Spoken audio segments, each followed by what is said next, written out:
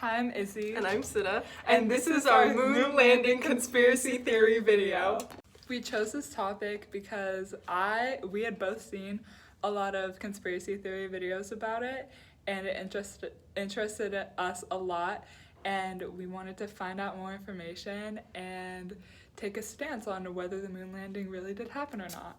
William Casing, who briefly worked at a company that made rocket engines, spread the idea that the moon landing was fake.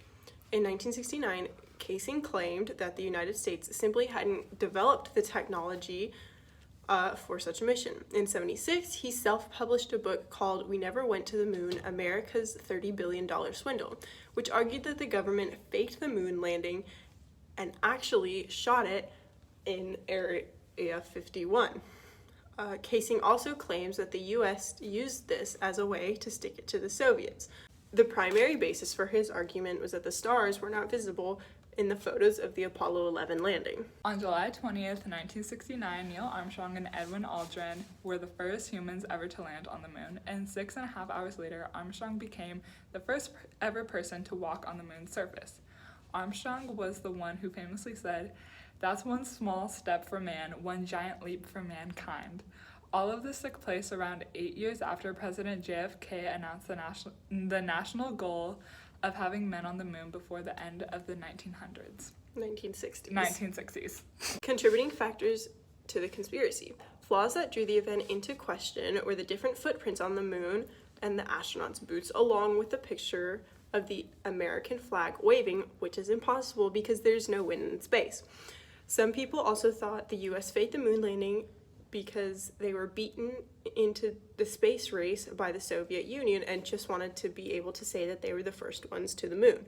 Another conspiracy is that in many of the pictures from the moon landing, you cannot see the stars in the pictures. Flaws in the conspiracy. Both the astronauts and the lunar landscape itself are brightly lit by the sun. While the sky may look black, one has to remember that this is in fact daytime on the moon. If you're going to take a photo of a brightly lit scene, your camera shutter speed needs to be fast and your aperture incredibly small. Otherwise, faint objects like stars simply aren't going to show up. This is why the stars don't appear in the photos.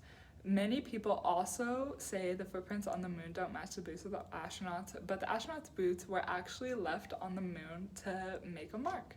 Another flaw in the theory is that the reason why the flag was waving was because of the special horizontal rod made for the flag, not the wind. What is the magnitude of the conspiracy?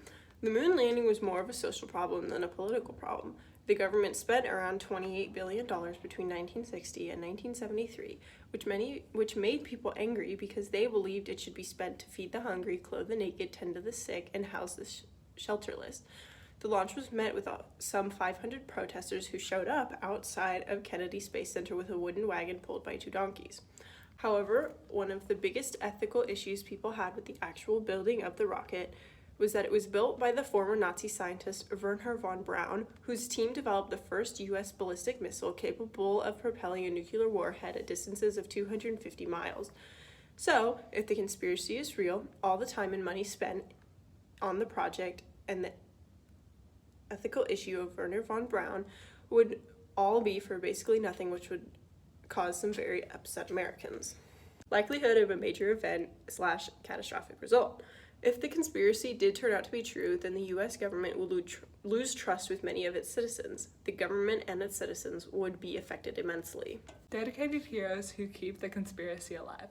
One influential person who believes in the conspiracy is Steph Curry. He later apologized and said he was joking due to the scrutiny he faced after his comments on the moon landing, but some think that this was just because he didn't want to face the backlash.